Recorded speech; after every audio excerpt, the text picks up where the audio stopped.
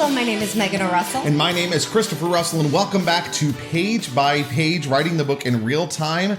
Y'all, we've made it. This is it. This is the end of the entire series. I'm kidding. But that's it. Bye. But it is the end of book one. We've gotten here. How do you feel? Yeah, sure. I'm sure this has been a journey that started over a year ago. Do you realize that? Which for me, I'm so used to, like, I dive into writing a book, I write the book, yay, book's written. Mm-hmm. So having this, like, one little bit at a time is like the fact that I did it. Yeah. It's like it hasn't really processed that I accomplished the thing. Yeah. Does that make sense? Like, I haven't realized I've done it. No, it does. It does make sense. I mean, I don't even think I fully processed that you've done it. We should have a cheers for this. We should have a cheers. Okay, so I'm going to let you all know what we have today is I was like, you know what, we should do like a little flight of our favorite Belgians. So what we have, and I'm going to say them out of order so that Megan doesn't immediately guess what they are, but we have Golden Draak, which is a really, really great, like strong Belgian ale. We've also got one of my personal favorites, St. Bernardus Abbot 12. In fact, it probably is my favorite beer in the entire world. We also have... I didn't know that. Oh, yeah. Oh, maybe you've told me. I don't remember. No. Well, it used to be Trois Pistoles, but I think that St. Bernardus might have actually topped it. It is just that good. Also, did I say a Triple Carmelite, which is one of your favorite beers in the world? Mm-hmm. I mean, it is fantastic. Although it has kind of... My palate has changed a little bit since we had it in Alaska, so I'm God bless. No, this is how we're starting it. This is what we're doing one of these days, Alice. All right. And then the other one is Delirium Tremens. Now, last week we had... Delirium Red? Yeah, we had Delirium Red. And then a couple of nights ago, I can't believe during I the actually final read, that. well done, during the final read, we had Delirium Nocturnum. Yes. So we have done the trifecta in a week. We have done the Delirium. I feel like I've done the Delirium Yeah, trifecta. You've definitely done Delirium. All right, so pick one and tell me what you think it is before you taste it. Okay, I know which ones they are. What are my four choices again? Okay, so your four choices are, you have the Golden Draak, the St. Bernardus Abbot 12, the Triple Carmelite, and Delirium Tremens. I think this is Triple Carmelite. Okay. Tell me if you're right. I think I am. You are right. That is Triple Carmelite. Well done. Yay! Okay, well done. So that's what you're going to start with? Yes. Okay, then I'm not going to start with the Abbot 12? Yeah, I'm not going to start with that. What, was that right? Yeah, that's Abbot 12. Well done. Wow, you're doing really well. Name the other two. Wait, what were the titles? Golden Draak and Delirium Tremens. Oh, this is Draak, this is Tremens. Nope, wrong. Backwards. Damn! You tried. It's because we had the red and the Nocturnum recently, which are both darker. Tremens is lighter. Okay. That's why you were caught off guard. So I'm gonna actually do the Draak. All right. Okay. So hey, cheers. Cheers to the last final chapter. Oh my god, it's so good. Here. Try the Golden Draak. I'm going to try the Triple Carmelite. And then you got some stuff to talk about, right? Yes, I do have very important things to talk about. First, the most important news I can possibly... It's like the champagne of beers. It's not... what is it that's actually the champagne of beers? It's Stella, but it's not Stella. It's this. Yeah, people call Stella the champagne of beers. I don't know. It's not. But go ahead. What an advertising Stella's not bad. flex. It's not bad. It's not a bad beer. Yeah, but it's bland. Yeah. Is Stella only allowed to be made in a small region in France? Is that where it's I don't know. Maybe.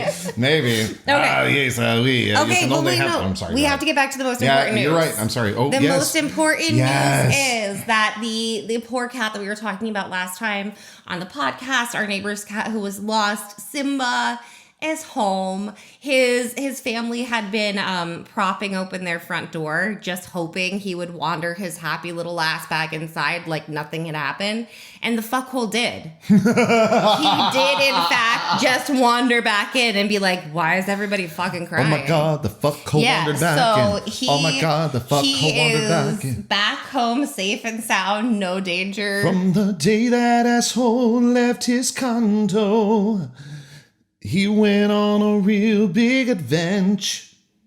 That's short for adventure. Okay, so we're gonna stop him from doing any more of that, right? Sorry. It's been the slap happy Ezreal. Yeah. Also, to be completely fair, right before we went into full Kickstarter mode and full last chapter mode, we also did our taxes, and it was just one thing. Yeah. So I promise, one of these days, We are going to both like be here and present, and the podcast will be here. very boring. Can you imagine if we weren't the slap happy like us? Do you know what I mean? Babe, I'm not. What? This is just how I exist. It's how I exist too. It's either this or sleeping. Yeah, so that's like fair. that is Okay. entertaining because we're always like, I'm a little slap hat. No, we But just this need is to just who accept we are. that this That's is who we just are who we and are. stop making excuses. Wow, that was really deep, and I'm glad I have an appointment with a mental health professional tomorrow. I want an appointment with a mental health professional, but none of mine work out. It's sad. Well, honey, If you know of a good mental health professional, dial PBP. Page by page podcast where therapist advice comes in handy. Okay, other news. I can officially confirm that I will be at YA by the Bay Woo! in Tampa this fall. So fun. It's an amazing event. It is focused towards high schoolers. So they like bus in a huge amount of students. The inaugural year, doing really well. The inaugural year was actually when we got to meet and randomly have dinner with R.L. Stein, which was And why amazing. was that? Why did we get to have dinner with R.L. Stein? Well, it was because you were a featured author, but why didn't we get to have dinner Because with you're R.L. an attackstrovert. Because I'm an extrovert. I literally And went you up were to like- him and I said, "You're R.L. Stein." He was like, "Yeah." And I was like, "I have a question. I have a story for you that I bet you have never heard." And then I told him about how he led to me becoming a music director, and he was like, "What?" So Yeah, it was very cool. It was really fun. So yes, that is official. I will also be going to Dragon Con. So lots of exciting things. Mm-hmm. And yeah, so we'll talk more about the Kickstarter after because I want to get to the chapter because Yes. I'm like I have like hand pen twitching. I need to put the pen down because the need No, to do this yeah, right that's not happening. He's on the other side of the room and just was like flying stuff. Yeah, I may have thrown the pen. I'm so fidgety. We should get to the chapter because I'm not doing we well. can't get to the chapter yet. Oh, wait, no. Okay, but first. Don't give me puppy eyes while singing the song at me. You're so sad. But no, we will talk more about the Kickstarter after the chapter. But yeah, there are going to be 37 illustrations minimum in the special edition hardback. 38. 37. This is chapter 38. No, but there's one chapter that does not have an illustration. You're right. I forgot. So Well, I'm it'll glad that you be put that a together. minimum of 37 Correct. illustrations in the special edition hardback, And we and do it's really have cool. stretch goals for full scene sketches, so y'all excited for that. We'll see.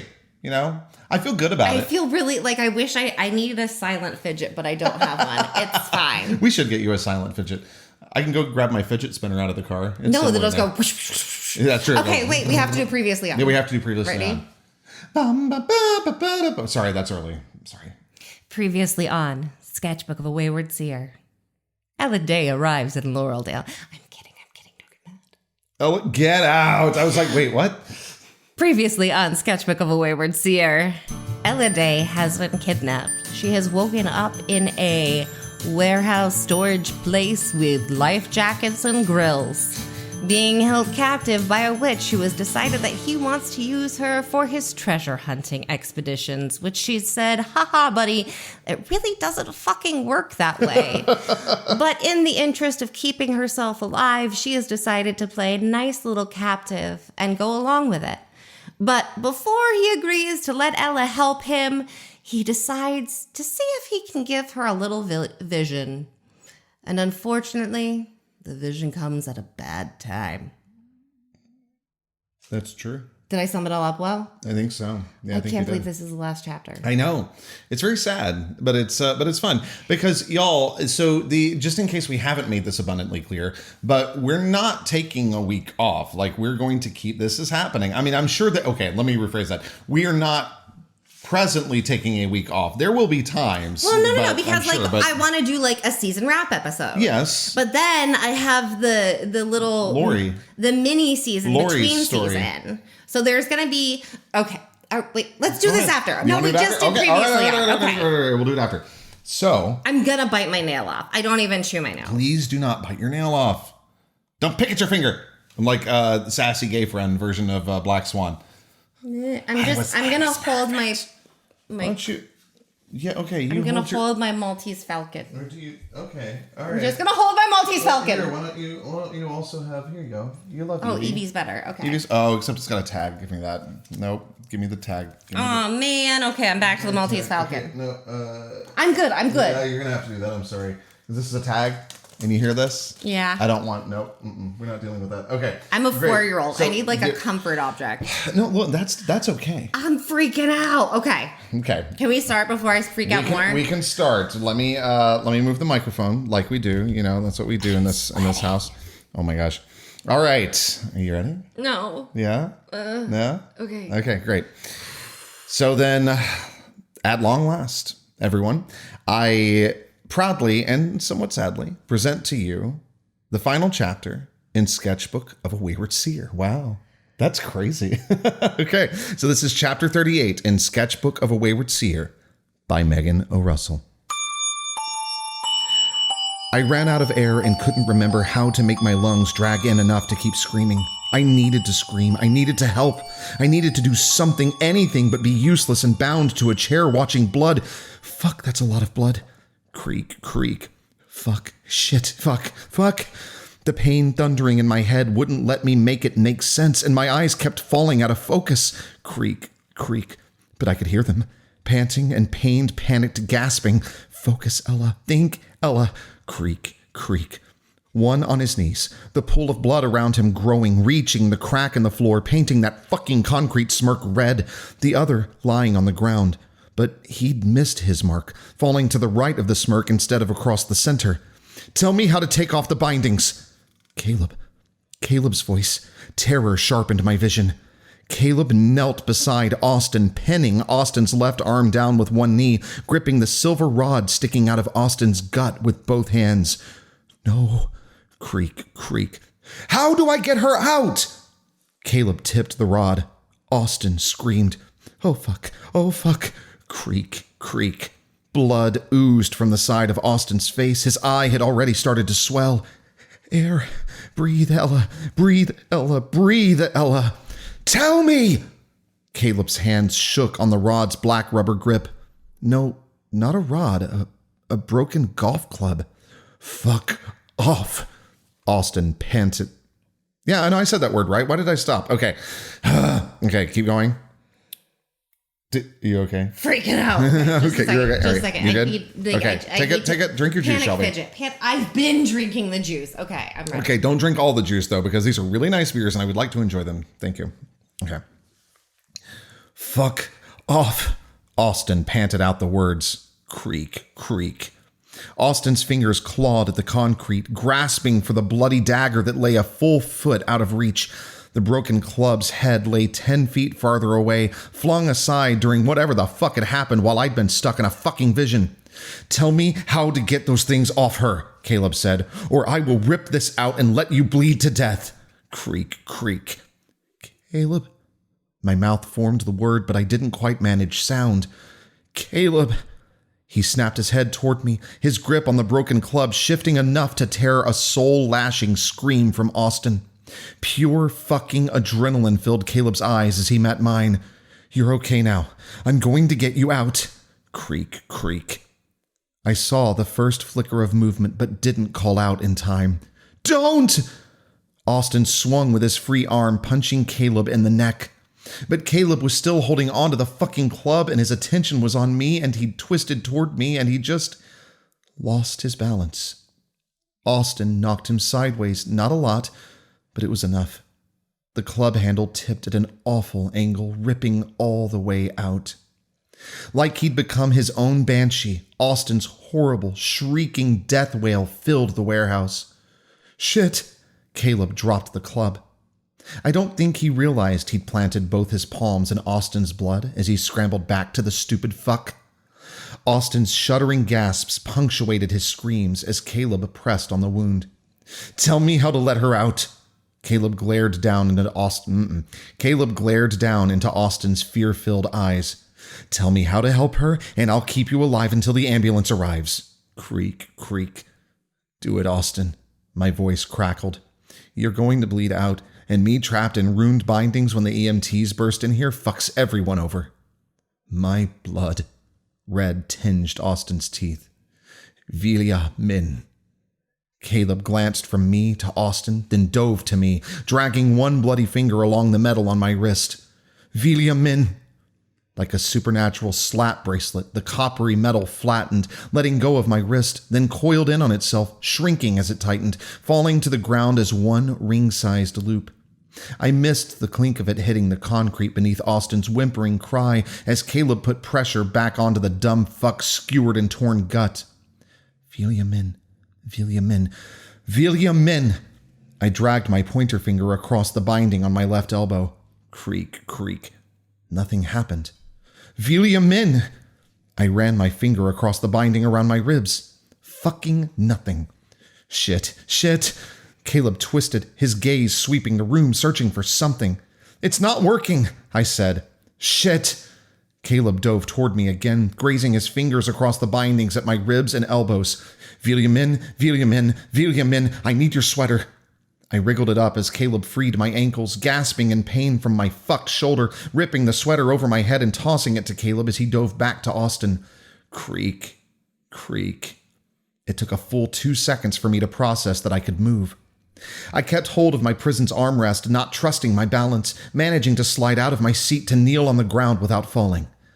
Each of the bindings that had trapped me shrank like the first, coiling, becoming pretty rune-covered trinklets that definitely shouldn't end up in human hands. Oh, trinkets, not trinklets. Trinklets! Trinklets! It's a trinket. The trinklets are magically delicious.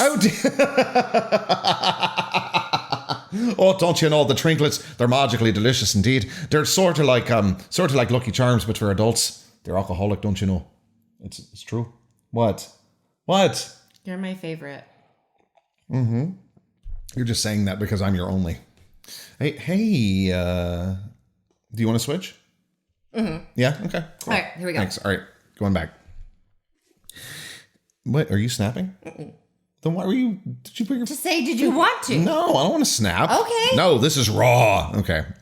Raw emotion, raw. Like, I'm just sitting over here. Our friend Kelly gave me this Maltese Falcon, and I'm just, like, strangling it. So cool. It does kind of make me think of the Huns from Mulan, though, for whatever reason. I'm like, is it going to come to life and fly after Mushu? I totally see where you're coming from. You know what I mean? Yeah. Yeah. Good thing we don't have a bearded dragon yet. When we get a bearded dragon, his name's going to be Mushu. We have lost the thread. It's fine. It's all good. No, we're good. Okay, going back. Okay.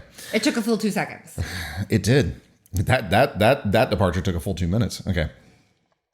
It took. Giggity. It took a Megan. You're giving me too much credit. It took a full 2 seconds for me to process that I could move.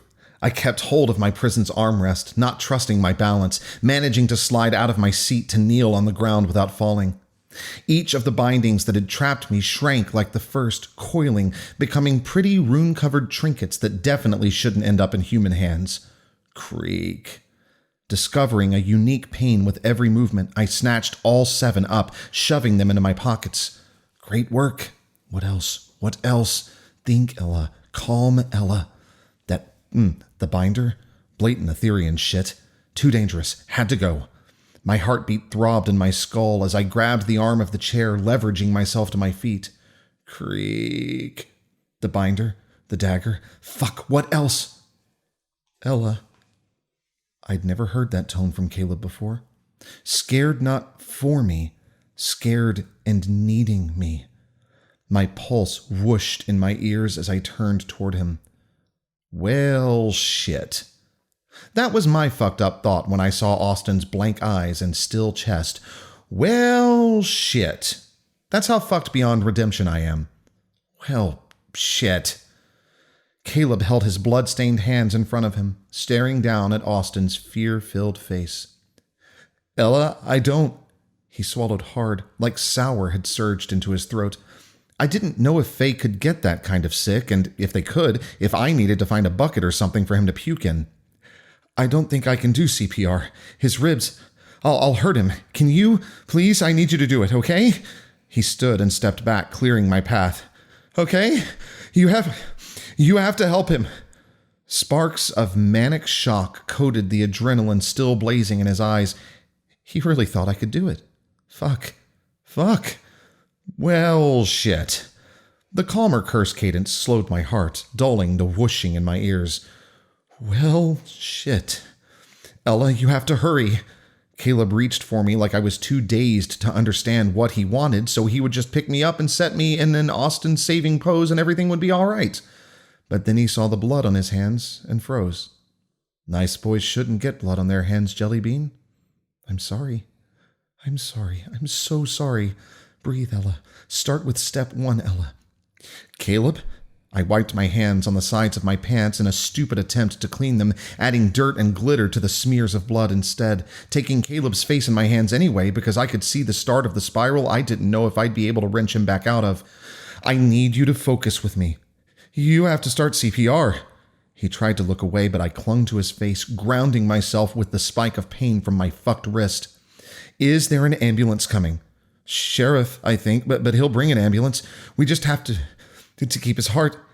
He cut off like he'd run out of air. Fuck. What did I do?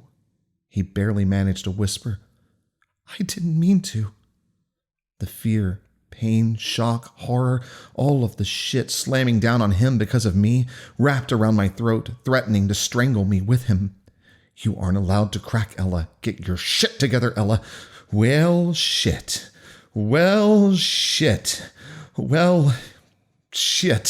Start with step 1, Gels. Stop the damage from spreading. I need you to help me, Caleb. Can you do that? His breathing shuddered hard enough to bounce his ribs, but he nodded. Does anyone know you're here? He shook his head. Do you know how long before the cops get here? A few minutes, 2. I don't... He swallowed hard. I was going to wait for them. Let them get you out, but you were screaming. Fuck. Too late for fuck. Firmly in well shit territory. We need to get you out of here before the cops come, I said. I can't. I have to stay. His gaze darted from the blood on his hands to the blood on the floor, flicking back and forth. I can explain. I can tell them I wasn't trying to hurt him. I hit him with the golf club, but it broke and he had a knife, but I didn't... He scrunched his eyes shut. I killed him. Caleb, stop. I shook his whole damn head. Caleb, look at me. Tick-tock, Ella. You came in here to save me, and you did, but now we have work to do. Breathe, Ella. I need you to grab everything Etherian and get it out of here. Hide it all, but not near your house. Then burn your clothes, shower, and compartmentalize the fuck out of this so well you're not even sure you were even here. Caleb, look at me. Caleb! He opened his eyes. I stepped closer to him, my chest brushing his as I used my body to block his view of Austin. No tears, no panic, no lost sleep. You have to keep your shit together, okay? Yeah. He dragged in a breath. Yeah, okay. I'll reach out as soon as it's safe, and I swear to you we will unpack this trauma together, and I'll take my turn holding you through nightmares. I kissed him, sealing my promise to help him endure the kind of hell someone like Caleb should never even have to know exists. Get the dagger, binder, and anything else off the table that looks even slightly supernatural. I let go, stepping behind him, hoping he'd steadied enough to function as I stretched my own compartmentalizing skills, ignoring the instinctual logic that screamed, robbing a fresh corpse is a bad fucking idea, sliding off. Damn it. Wait, just a second. I just want to... I just need to do something real quick. You don't need... Wait, I just need to... You're messing with my computer. No, I just... What? You were ever here. Oh. It's a typo. I was trying to hold on to remembering That's funny. Okay, so I'm going to say that we don't snap here because there are typos that we find in this read, even though you edit it twice. I edit it, we do a read aloud edit of it, and yet there are still typos to be caught. But you know what? That's why our books go out so freaking clean. I was had your other chest constriction, but I didn't want to interrupt you. No. I appreciate that. Okay. Maltese Falcon and I are doing well. Okay. Okay, good. Thank you, Maltese Falcon. I let go. There we go. I let go, stepping behind him, hoping he'd steadied enough to function as I stretched my own compartmentalizing skills, ignoring the instinctual logic that screamed, robbing a fresh corpse is a bad fucking idea, sliding off Austin's ring and watch, patting down his pockets, finding a cell phone, wallet, keys, and a little notebook. What else? Caleb asked. The bindings are in my pocket. I shoved my hand down the back of Austin's collar, feeling for a chain. Nothing. I stood, cramming my corpse-robbing bounty into Caleb's back pocket since he had the dagger in one hand and binder in the other. Also, blood on his hands, glitter and dirt with smears of red on his cheeks, a slash across his right arm, which I didn't know how I hadn't noticed, but it didn't matter since he was still standing, and a cold, sharp calm in his eyes like he'd snapped into character as a warrior preparing to present some bloody Shakespearean monologue. Whatever worked for him. I shoved my hand into my own pocket, digging out the bindings turned trinkets. Whatever happens, your job doesn't change. Just get the fuck away from here, got it? What does that mean? That knowing you're not in danger gives me a lot more options. I shoved the ruined accessories into his other pocket. Cuff. Caleb widened his eyes at my left wrist and the now scuffed and blood-stained leather cuff he'd brought me as a fucking lucky charm. I grazed a kiss on the soft spot below his ear that had been spared from contamination from this fucking... How the fuck had this even fucking happened? None of it made any fucking sense. Breathe, Ella. First step first, Ella. And unfastened the cuff's buckle. Wait for me to reach out. I shoved the cuff into Caleb's pocket and pivoted him, giving him a push toward the door, then turning toward the work table at the back of the room. Well, shit. Well, shit. Shit doesn't clean itself. Bang! Creak, creak. I glanced over my shoulder. It was a fucking miniature boat propeller attached to a lever by the door, rigged to spin like a shop's entry chime. Creak, creak. A harbinger of death in summer tourist kitsch. The door slammed shut behind Caleb, removing any non-forensic-y evidence of both him and the supernatural from the problem. Boom! Step 1 done. Step 2. The fuck is step 2? Breathe, Ella. Dead stalker witch on the floor? Definitely a problem. Creak, creak. Breathe. Thinking starts with a deep breath, Gels. Well, shit.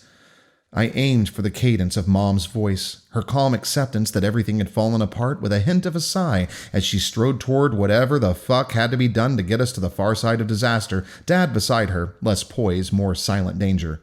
Creak, creak. Well, shit. When searching for stupid ideas, I've found mining the list of shit your parents told you not to do is a great place to start. I headed for the side of the room I hadn't been able to see from my prison, hunting for my best fuck around and find out options. Creak, creak. Fucking annoying creeping... creeping? I mean, it feels like it's creeping. Fucking annoying creaking propeller? Useless. Desk and map? Boring. Shelves of painting supplies? Don't play with that, Gels. I bolted for the shelves, grabbing a jug of acetone and a rag. Creak, creak. Chemicals are dangerous, Gels. I swear Mom worried more about me messing with Dad's wood finishes than his knives. And things that can sizzle skin off? Ooh, Dad hated me getting near those. If it can melt metal, it's not a toy jelly bean. I grabbed a soldering iron off the pegboard of tools on the back wall, plugging it into the outlet just below and flicking it on. And 1, 2, 3, I cranked open 3 propane tanks, each of their valves squeaking at their fate. Creak, creak. Propane's dangerous, jelly bean. I know, that's the point. I twisted open the valve of one more propane tank for good measure, then draped a corner of the rag over the tip of the heating soldering iron, letting the rest hang on the floor, and opened the acetone, laying the jug on its side next to the rag, only watching it give one good glug onto the concrete before bolting for the door. Creak, creak. The fucking sound chased me out into the darkness.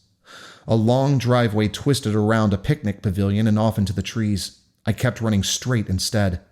Through the pavilion, into the trees, my cousin's laughter at my Sybil's speed ringing over Mom's voice. Watch the roots, Gels. Don't look back, Gels. I watched the roots, ignoring how far I'd run, only caring about staying on my feet as Dad whispered, Faster, Jelly Bean. Gotta run faster. I'm trying. Air raked down my throat, but my lungs didn't want to fill. Breathe, Gels. I'm trying. I swear I'm trying. There, ahead of me. The driveway straightened out, aiming straight for the road. Don't look back, Jelly Bean. Faster, Gels. Light pulsed at the edges of my vision. Breathe, Gels. Keep running, Jelly Bean. Keep running. A sharp, low boom and a whoomph, and light flared through the trees around me. Fuck. The roots, Gels. Heat reached the back of my neck, not painful, a warning to keep moving. I know. Boom, boom. Another explosion, and another, the light behind me spiking like a firework with each blast. Boom! Keep running, Jelly Bean. Boom! Keep running. Boom! Sirens blasted to life, not growing as they neared, sudden, like they'd just been flicked on. I cut right, parallel to the road, aiming for the sound. Boom! Keep running. Boom! Keep running. Boom! Boom! Colored lights flickered through the streets. Keep running. Keep fucking running. Boom! Watch the roots. A car, sheriff, led the herd. Step 3, sell the story. A good lie saves lives, Ella. Boom! Dragging in a shuddering gasp, I stumbled out onto the road, barely catching my balance, giving in to the pain in my legs that begged me to limp as I ran toward salvation at hurt human speed. Headlights blinded me, but I didn't care. I needed to reach the light. Nothing but that fucking light was allowed to matter. The car slowed, then slammed to a stop, but I kept running right toward it, eyes locked on the black hood like it was fucking home base in a life-or-death game of tag. A man jumped out of the car. Ella? A sob broke in my throat. You're okay, Ella. You survived, Ella. The man, Sheriff Archer, ran toward me, speaking into something on his shoulder. Here, the rest keep moving. My knees gave out as he reached me. He caught me under the arm, breaking the rhythm of his walkie-talkie speech. We're going to need Sagebrook Fire out here too, Ella. You're safe now. Instruction blurred with assurance, like taking a beat to switch thoughts would waste too much precious time. There's a man, I shouted over the sirens racing past us. In a workshop, I ran. Ella! Terror and relief in one desperate shout from Jason Archer. I looked toward him. Yeah, that's right. I looked toward him 2 steps before he reached me. He stole my weight from his father, his hands gripping my waist, his gaze sweeping over me, whatever he found apparently twisting his being, because I swear to fuck I watched part of his soul crumble and harden and grow into something that had never been a part of him before. Gently, so fucking gently, he wrapped me in his arms, swaddling me in his promise of safety as another set of sirens passed. He hunched his shoulders, rounding over me like the first responders were the threat instead of my shockingly efficient arson. You're safe. He spoke the words close to my ear. You're safe now. Boom! Sell the story, Ella. I gripped his shirt, looking up at him, wanting to tell him not to worry about me. I wasn't the one tonight had broken, needing to beg him to take me back to Kate's, away from the fire and chaos, but he pressed a kiss to my forehead. Not even my lips, my forehead. And the world tipped and spun. Lights, not flashing lights. Moonlight, starlight, sunlight, firelight, all glistening in a twisting kaleidoscope of perfect moments. Curled up in Jason's lap, sharing an old-fashioned Adirondack chair, watching the last embers of a bonfire fade. A simple room, small. Bedroom? Jason's arms around me, singing a soft song as we sway. The song changes. The place, too. A gym now. The lights low. Jason's not singing. He's kissing me, his thumb grazing the bare skin at the small of my back. No song now. No sound except his breath and mine as his lips trail up the side of my neck. Me in his arms, clinging to him, daring the shadows to steal him from me. I tightened my hold on him. The pain in my shoulder, my head, my everything spiked. I burrowed into the pain, dragging myself back up to the sounds of the ambulance doors banging open and Sheriff Archer's voice shouting, "Tell Kate we've got her," and Jason whispering promises to protect me from every danger his human heart could imagine. Unfortunate, problematic, not entirely unprofitable. I swiped over to the Sibyl's page, canceling the listing in 3 easy taps while Jason Archer held the Sibyl's hand and the EMTs loaded her onto a gurney for a useless ride to the Sagebrook Hospital. An added bonus, that was the right way to think of it. Not a failure or a setback, a night of undeniable gains with no loss of long-term potential. After all, a charred corpse can't ask for its deposit back. Jason Archer followed the Sibyl into the ambulance, and the doors slammed shut, the lights and sirens snapping back on as they sped away. The liar and the traitor, packaged nicely together, racing toward their earned fate. The end. Wow. That's the end of book 1. Wow. I can't believe it. That is freaking crazy. How you doing? I still feel numb and surreal. Okay, well, you talk a little bit because I actually need to make a mark here. But yeah, do you want me to just go right into my questions? I don't know. I guess the thing is like I don't know. It doesn't feel like I finished anything. No, but you did. Okay, wait, hold on. Give me 2 seconds. Boom. All right, continue. Because normally, okay, so like I finished the book. But normally I like finish the book and it's an independent file and it like goes off into the ether and it's done. Right. But I'm already working on Laurie's story. Oh, you are already working on it? Which connects them, which leads into the next one. So I'm like, wait, I finished a thing and I feel accomplished, but I don't feel disconnected because I'm already... Yeah. My emotions do not know how to handle this process yet. Sure. I'm probably going to start crying hysterically in like 90 minutes, but for now I'm good. Okay. All right. That's okay. So we'll deal with it I'm in just 90 going minutes when that to happens. keep cuddling my falcon. Okay. Well, then you know what? For right now, we're just going to follow course and I'm going to talk to you about stuff. Okay. So first and foremost, I'm strangling this poor falcon. Don't strangle the falcon, please. It's like resin. It's not a real falcon. Well, do you know what falcons and hawks sound like, according to me at Horror Makeup Show? Yeah, very good. They're pigeons. That's correct. Okay. Your pigeon voice is way better than mine. Well, I know, but that's because I actually really love pigeons. Y'all, actually, okay, side quest. Can we talk for a second about how we are the reasons that pigeons permeate the urban landscape, and yet we have such a hatred for them just as a species? I'm not saying that you and I, but I'm saying that humans. Why? What is wrong with them? Pigeons are amazing. They are so cool. And I wish that we could still, like, hold them and have them the way that we used to, It's really sad. And kind of fuck humans for fucking that up. That's all. Okay, so going back into the story now. What? It's true. Pigeons are so mistreated. Okay. So I don't think I can do CPR. So first of all, funny. No, you're right. With your face strength, you will kill him. Yep. But...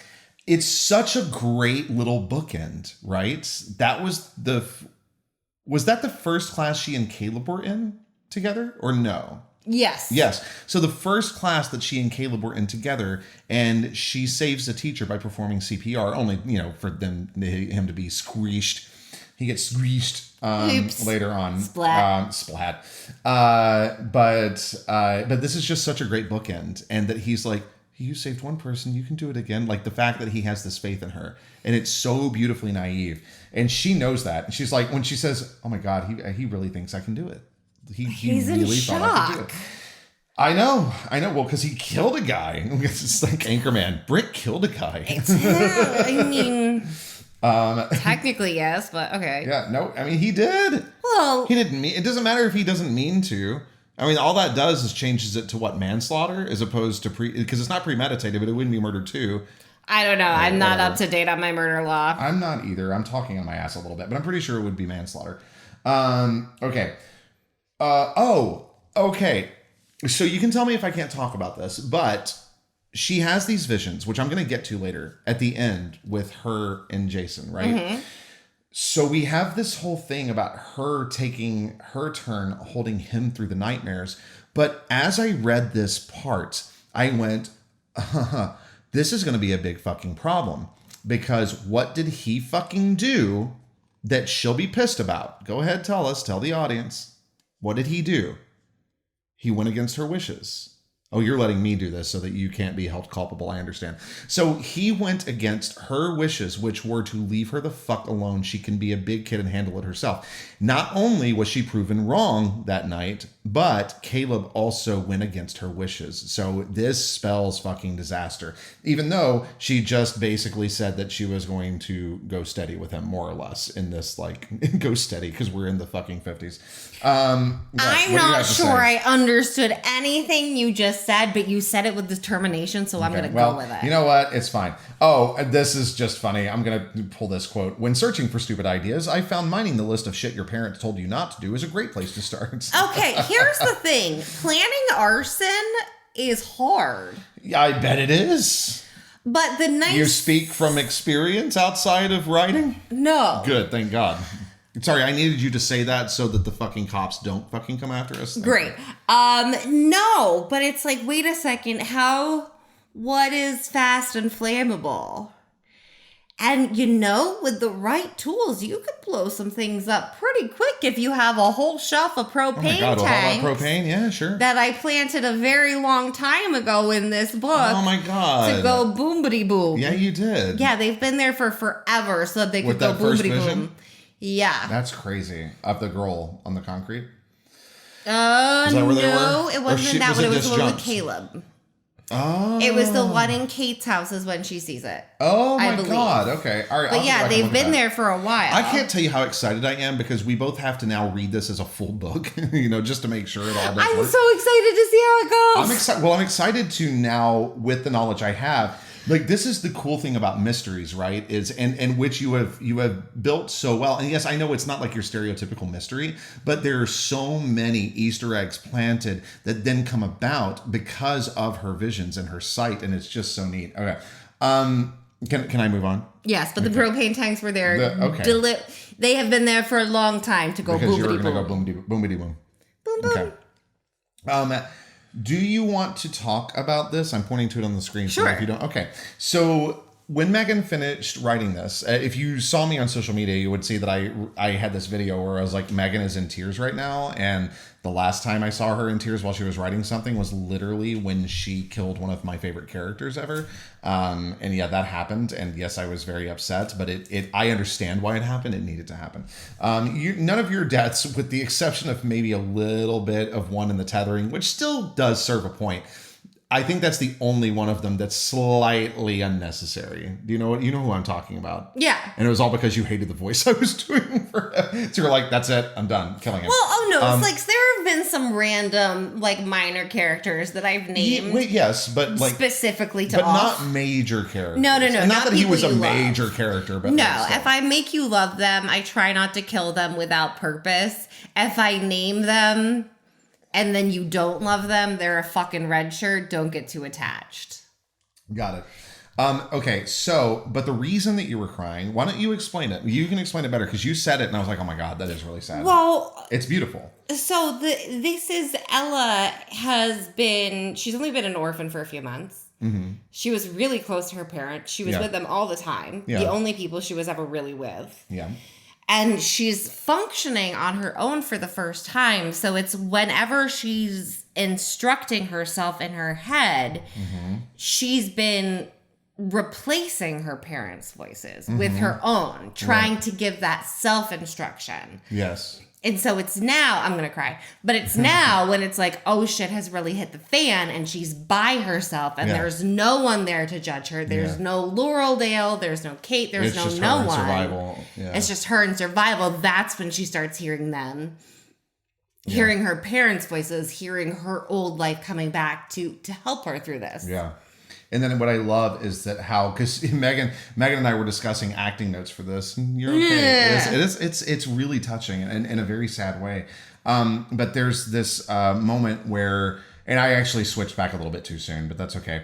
But where between I cut right, parallel to the road, aiming for the sound, boom, keep running, boom, keep running. This is still her father's voice that she's hearing. Boom, boom. Colored lights flickered through the streets. As soon as that bit of reality comes crashing back in, that part of Laureldale, then it goes back to keep running, keep fucking running, and is back in her voice. And so it's just such a beautiful switch that a lot of people probably won't even catch. No, and I don't think, and it's not important to catch. No, like it doesn't. Well, it's not going to change the plot. No. It's sorry, I see what you're saying. No, it is not like one of those things that as an editor, I'm not going to tell you go back and fix this so that people know exactly what you're doing. No, it's just a really, really nice bit of like it's just a nice touch. Yeah, but you could miss that's happening and you'll still get the whole plot. But that's yeah. For me, that's what it has been, is that like self-instruction voice of trying to get through. So this was what I just made a note on, and then I'll get to my final thoughts. Daring the shadows to steal him from me. Did you look at my screen? Did you look and see what comment I just left there? Who does that sound like? Talking about whom? It sounds absolutely like Anna. Talking about Adriel. Yes. There are even parts, I think, where she talks about somebody else that way, but like it is her talking about Adriel. Well, the problem with this is that I was going to use the word demons, but unfortunately in this world, there are actually demons. Yeah. And so it's sort of the problem with her supernatural reality. Yeah. It's like demon, devil, Grim Reaper. Like, you have to be really careful, like, what you're designating people. Cause daring it's the bastards to take. It's like what the. Are there like living shades in this world? Living shadows? Yeah. So then the shadows could theoretically, physically. Yeah, okay. But it's that's like not what she means. She's being no, and honestly, the Etherean world doesn't deal with those things very much because they are not a part of the Etherean pack. They live away from human. Okay. So that's kind of the thing. So those are more underworldly things, or just more underworldly, more not an Etherean treaty stronghold situations. Okay. So Ella that's right, because the Blackwood Estate is an Etherean treaty stronghold. Well, and Ella's always been moved from Etherean location to Etherean location. Right. Like, that's how she has spent her life, is with Ethereans. Yeah. So she has always had protection from that other supernatural, but it does exist. Mm-hmm. So that language does matter. But it is that same kind of thing where it's like, whatever the shadows, be it demons, devil, murderer, monsters, whatever it is, whatever that dark thing is, fucking try and take it. Yeah. So and shadows to me is like the most nondescript this is whatever this fucking thing is that's coming at me. Like, shadows to me is the most non-fucking with supernatural. Okay. Also, I can't believe I didn't fucking write this down, but as I'm looking at my last note, I'm like, oh my God, Christopher, let's talk about the fact that who's back? It's the Watcher. They're back. Yeah. The Watcher is back. And I was not aware of this, but are you willing to share kind of how the events unfolded from Ella getting drugged to her being with Austin? Because you said this and I went, no shit. I am not going to tell you more than what is already in the text. Okay, that's fine. But I will illuminate some things that are there. Appreciate it. So when we are with Ella and she's drugged. Yes. In her drugged state, she's seeing two pale lights. Yes. And a red dot. Right. The red dot is a camera. Right. The pale lights are computers. Right. She has, in fact, been in the room with the Watcher and seen the Watcher. Yeah. But she was drugged and they were careful, so all it was a silhouette. Man. So she's seeing the Watcher on the pale lights are computers. Right. She's seeing the Watcher using computers. Yeah. She's feeling herself being moved from the place with the computers to the boathouse storage shed place. Yeah. She feels it happening, but she's not coherent. Yeah. So that's what, like, the pale lights, the red dot, feeling herself move, being bound, it's all coming through. Yeah. But in such drugged up ways that she's not really sure. I also want to ask our listeners out there and drop us a line. You can drop us a line on Substack is the easiest way, but find us on social media too. I am being a little bit more active on social media now. I am trying to post at least a video a day. I'm getting better at it. Although I'm not doing as well on Facebook. I need to hook those up because they're not hooked up. So those videos aren't going to Facebook. Forgive me. I'll figure it out. But TikTok and Instagram, I'm there, y'all. What was I going to say? No idea. Oh, yes. Let us know. Did you think that Austin was the Watcher? I'm curious. I knew that Austin wasn't the Watcher because I know certain things about the Watcher. And I was like, I don't think it's Austin. Yeah, pretty sure it's not Austin. And I'm glad that I was right. Because I'm like, oh man, for the Watcher to like die that quick, that'd be tough. But no, good. So I'm glad that we have yet at least one more book to look forward to with them. Corpses can't ask for their deposit back. No, they can't. Okay, so the liar and the traitor packaged nicely together, racing toward their earned fates. The final line of the book. The liar, I am assuming their meaning is Ella. And the traitor, I am assuming their meaning is Jason. May I expound upon why I think this? I would love to hear your theory. Okay.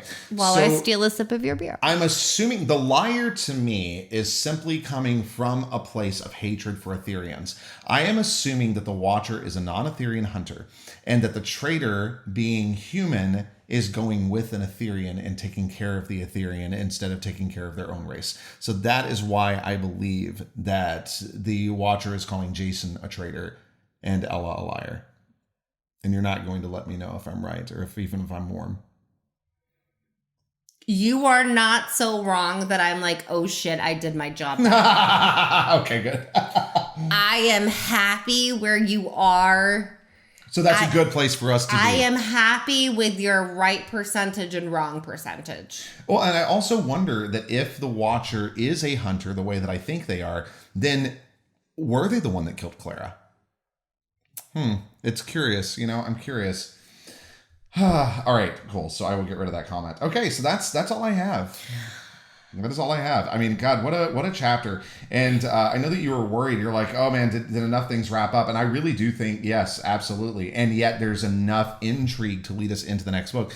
So we know that... No. I don't think you've... Okay, well, let's save most of this. Okay. Oh, so right, because we're doing a wrap-up episode. We're doing the wrap-up episode. Yeah, so let's get ready for the wrap-up. Ooh, are we doing a cocktail for wrap-up? Yes, we are. Yeah, we're doing a cocktail. Oh, can we do that thing where you light shit on fire? Wait, what? With a little... Wait, you want me to do like a Sazerac with like burnt orange rind? No. The... What are you talking about?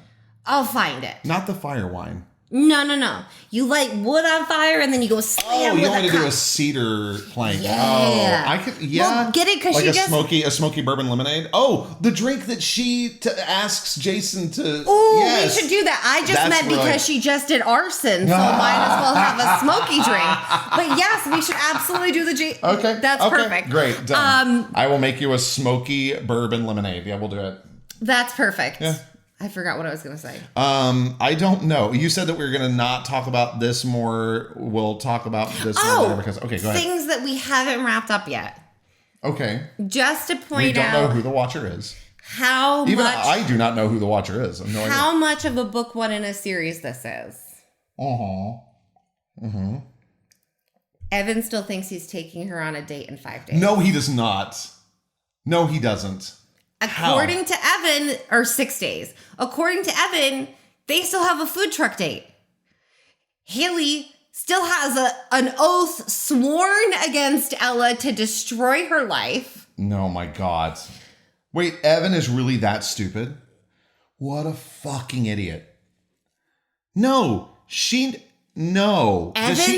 stupid. Does he think she doesn't know that he was... No, he just thinks redemption arcs go that quickly because everyone fawns over him because he's cute. And just because she's the new girl, of course he's going to like her. She's going to like him anyway. No. So, like, we still have the human... I actually feel bad for the poor bastard. We have Evan, we have Haley, we have Noah. Oh, God, we have Paige. What the fuck is going on with the pictures on Paige's wall? Exactly. That crazy bitch. What the hell is happening? So, but we can get into this next God time. Bless. But like talking about how much of a book one in a series this is. Yeah, it really is. We still have to deal with Evan and Haley. And like, I have not forgotten Evan and Haley. Yeah, sure. They are still very much present in the storyline. To be sure. But yeah, we still have to get back to Evan and Haley. Oh my God. So there you have it. Okay. Wow. Okay, so what else? I was going to talk about the Kickstarter a little bit. Okay, go ahead. And well, this kind of leads into the Kickstarter. Okay. So one of the things that I've been doing, because with the sketches and the podcast and everything else that we've been doing to bring people into the story and to communicate with our audience and everything else, one of the random things that authors do sometimes is they make like Spotify playlists to go along with their books and their characters. And so I wanted to make an Ella Day Spotify playlist. Yeah, how many songs do you have in it now? Do you know? I have like 7. Okay. I was like, I know that you have a lot, but my music that I listen to on a daily basis basically boils down to Pandora, One Republic. Yep. Pandora, Panic at the Disco. Yeah. And the occasional Benson Boone belting beautiful things. And so I feel... Please Stay. I want you, I need you. But it's only fun I'm going to do a say, front flip.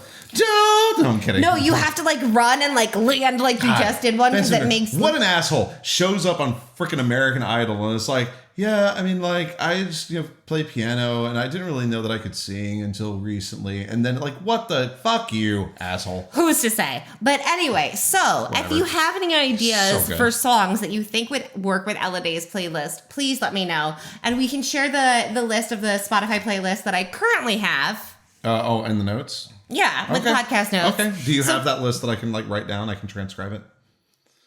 I inputted it. It's been inputted into Spotify, so yes. But I will share that. But if you have any suggestions of things that you think would be great for Ella Day's Spotify playlist, please let me know. You inputted it. Inputted it. Oh, for fuck's sake. And if you are a Kickstarter person or you are interested in getting an early release ebook, because the ebook is going to be going out first to the Kickstarter people, and it is going to have all the illustrations. So it is going to have the 30. No, that's my beer. It's going to have the 37 illustrations in the ebook. Man. Yeah. And there's also going to be a paperback option and a hardback option. There's the Tuckerization, the author one-on-one, so there are lots of options. And even if you're like, I have $0, I totally understand the vibe, man. That's why podcasts are great. You can listen for free. Absolutely. But if you're like, I can't pledge anything, but I'd really like to help, then just give the Kickstarter a share on social media. Please. That would be super great. And even if you're like, none of my friends have dollars anyway, it's okay, because the algorithm will be like, hey, people are sharing this around. Someone shared this Kickstarter. 'Tis of value. Yeah. So if you could share the Kickstarter, that's great. If you would like to get your own special edition, illustrated thingy-madooger, whatever edition, then please do check that out too. But yeah, Ella Day playlist. Definitely help me out with that, because every morning, can we tell them my morning routine? We can, but first, are you adding Mansion to the list? Yes, I am. Yeah, you are. Okay, nice. Yeah. Nice. Oh, okay. So every morning, this is my little morning routine, and then we can wrap the podcast. Okay, no. So every morning, I lay in bed, and Alexa's there, and I say... You just said her name. You invoked the demon. I invoked the demon. And I say, Alexa, please play One Republic Pandora. And then I lay in bed for about half a song, convincing myself that putting my feet on the floor is worth it. Hashtag Spoonie life, man. Yeah, and then I listen to my One Republic Pandora until after I finish my coffee. And that's basically my music consumption. 'Tis a very, very limited little Pandora station. Well, because then you're listening to what, Skyrim while you write? Because then I listen to Skyrim while I write. And then when I'm like not trying to like get my brain awake, if I'm just like, yeah, party! Is somebody blasting music outside? She listened. I told you. I said the demon's name and she turned on. Alexa, stop music. Hilarious. But anyway. I was like, is that coming from in here? It is. Because do we have to pay rights on that song now? We spoke with the demon's name. I'm sure it'll be too blurred. But yeah, so if you have any recommendations for that, please let me know. And all of the illustrations, because I am a little bit behind on the chapter illustrations because I got really picky with things. Y'all. Yeah. Sorry. Getting towards the end, we're getting them. It's just it's because the final few chapters. It's like I want it to be representative, but meaningful, but cool. Well, also part of that's on me because we've kept saying, okay, when I come home, we'll talk through them. But then I come home and there's other stuff to do. Yeah, but then you leave the next day and you say, when I come home, we'll talk through them, and I change the list while you're gone. Oh, so it's your fault. It's both of our fault. No, it's your fault. Mutual. You heard it here. You vote. What? What? Voting on whose fault it is. Okay, so vote on whose fault it is. Yep, it's Megan's. And please let us know what songs you think we should share. And please come back next week because we are going to be talking about what there is to look forward to on the next time. Smoky bourbon lemonades. With smoky bourbon lemonades. Yeah. And also, I'm so excited to start. Ooh, what bourbon should we use? I'm so excited to start Laurie's story. I'm so excited to start Laurie's story. I feel like I need to come up with a jingle. Laurie's stories are us. But no, because it's not like she was a fully fledged human. Before Ella came along. And like, here's my little like feminist soapbox. Like, people can be moms and still have fully fledged personalities. And this is going back to way before that. But I think having her be a person before her daughter was a badass is good. Sure. Yeah. So we're going back to Laurie pre-Ella. I need to talk to you off camera about what it is exactly that you're going to be telling us in this series, because I'm like, Yep. Oh, is that happening? Yep. Oh my God, really? Oh yeah. Oh shit. Guys, you and gals and everyone, you're going to want to tune in, because if what we are, okay, you're going to want to tune in, because this is going to blow your fucking minds. All right, that's all. Yay! So with that mind blowing, thank you for. Babs is so mad at us. She keeps trying to sleep and I keep laughing. I don't know how to sign off from the last chapter in the book. Yeah. Thank you for ending. Thank you for book being 1 a of friend. Sketchbook of a Wayward Seer with us on the Page by Page podcast. We'll be back next week with the book 1 wrap up and some more fun excitement and Chris riffing. I'm providing backup music. Ooh, what? That's what I'm doing. So please do like, comment, share, subscribe. Whatever you have to do to let the platform know that you like us and you want to be back next week. Okay. Until next time. Thank you for reading.